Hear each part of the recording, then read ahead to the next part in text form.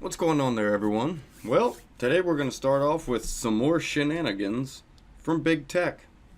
Twitter suspends McConnell's campaign account for calling out death threats against the senator.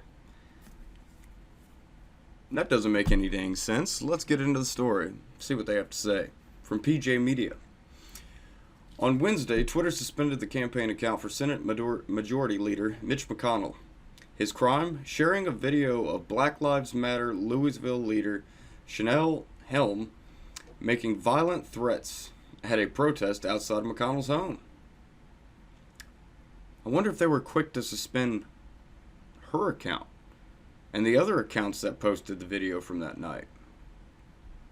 We'll find out.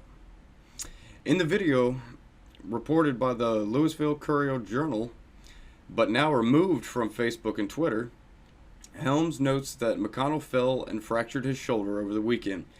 Instead, the senator should have broken his little wrinkled expletive neck, the BLM leader says. After a man refers to a voodoo doll, Helm replies, "Just stab the MFer in the heart." That's not that nice. The comment went viral on Twitter. Helm told the Courier-Journal, and she stood by her comments. Incitement of violence. Team Mitch was suspended after sharing the video on Twitter, McConnell's campaign told the Courier-Journal. So his campaign was suspended after sharing the video. What? Did the Louisville Courier-Journal get suspended? Did anyone else get suspended for this? How are you going to suspend a campaign?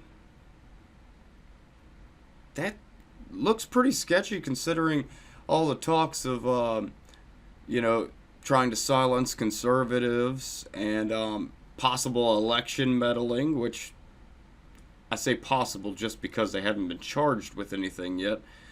But they're under investigation for all this stuff already. This is not a good look, Twitter. We already know there's a political bias.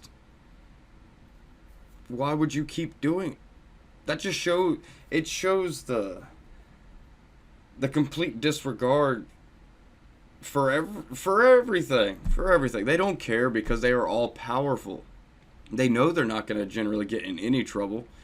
And this is why, yes, as much as I hate government regulation, they need to be regulated. Big tech, all of it needs to be regulated for our freedom, for our freedoms, our freedom of speech, this, that, and the other, freedom of information, all this. And, people got to take it upon themselves to take pretty much everything that you see on these sites with a grain of salt until you do your own independent research. I always state that. Do your own independent research. It's very important. Because most of everything you see on the Twitterverse and stuff like that is going to be twisted. There may be some truths in it, but it's generally going to be twisted to one side or the other. Regardless, you need to do your own research.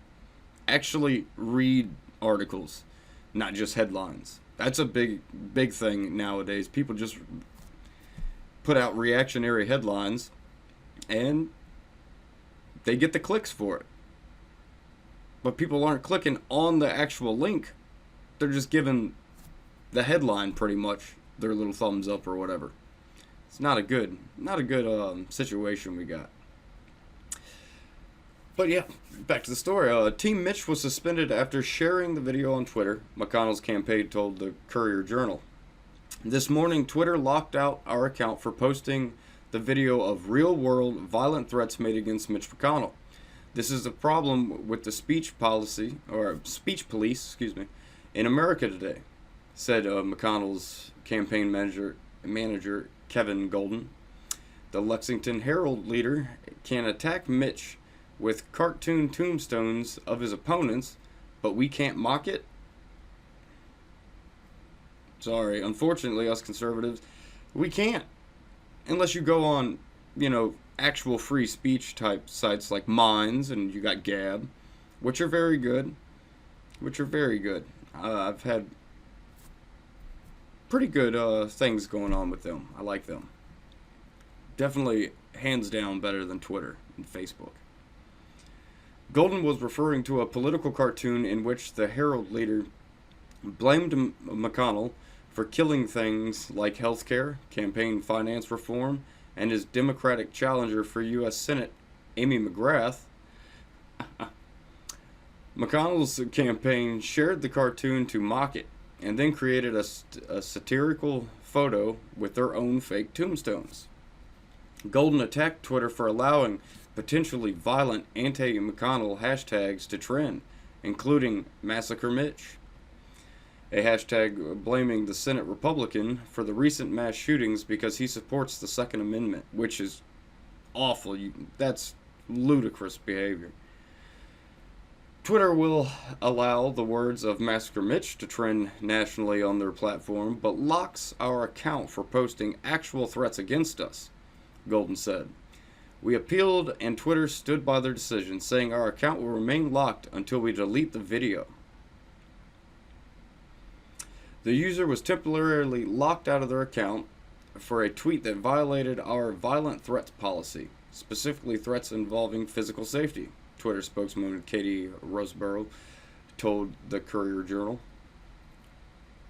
I mean, it was threats against him.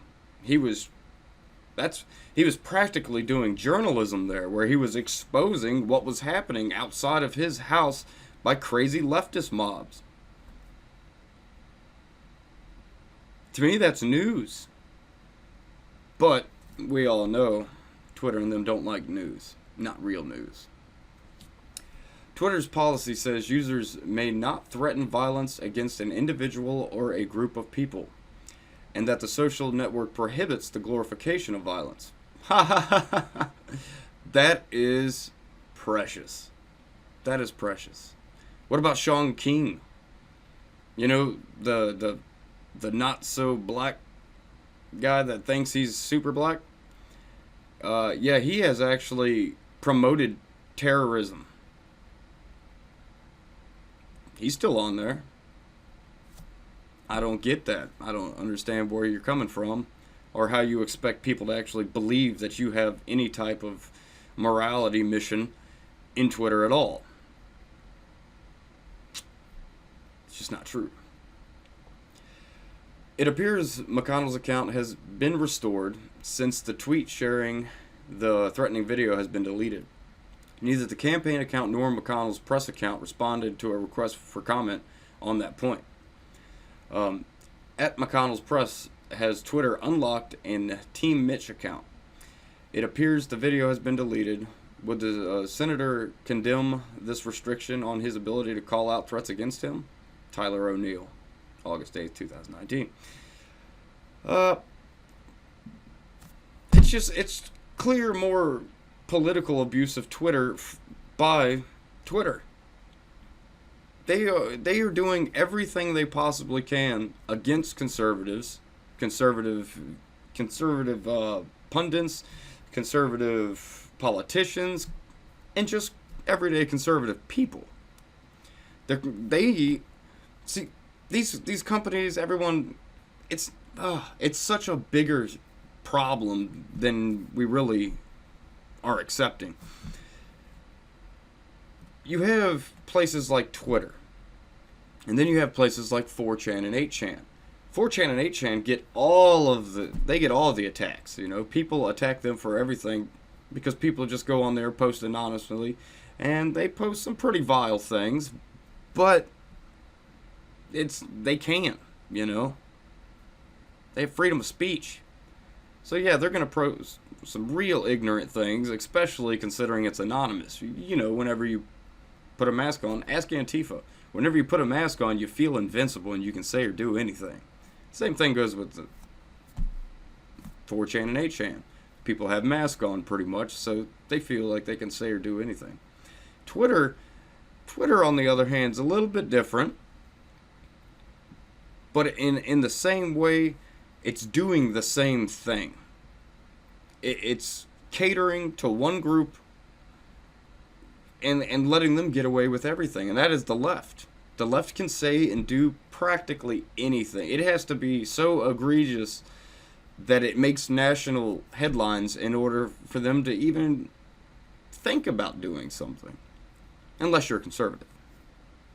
Unless you are a conservative. But it's groupthink. The Twitterati left is huge. I mean, leftists love Twitter. I mean, don't get me wrong, there's plenty of conservatives on Twitter, but you just can't say and do things that the left can get away with without being suspended, kicked off, permanently deleted from there. What are we going to do with all this big tech BS? I would say everyone, if you have these accounts to these places, get rid of them. But I don't want to be hypocritical because I have a Twitter account, which I rarely use. I usually just use it to post videos and whatnot. And when there's debates, I'll go on there and, just talk crap about debates that are happening for the most part. But in Facebook, Facebook's, if it wasn't for some of the groups that I was in, I wouldn't even have a Facebook anymore because Facebook's kind of a waste of time. But yeah, I need to start hitting up my Gab and Minds account a lot more. I think I'm going to get more active on those because I do the same thing with them for the most part. I'm not a big fan of social media in the first place. Just not. But yeah, something needs to be done. Something needs to be done because it's clearly one-sided. And when it comes to suspending campaign accounts, to me that's akin to election meddling. You shouldn't be able to do that. But I don't know. What are your thoughts on this? Because it's a very interesting situation where, of course, you can see the one-sidedness. But I'm sure there's people on the left that are just going to scream, oh, no, it's not one-sided, this, that, and the other. Well, let's argue that point. We can debate that because statistically, it's pretty obvious that it's one-sided against conservatives. But as always, like, share, and subscribe. I will catch you on the flip side.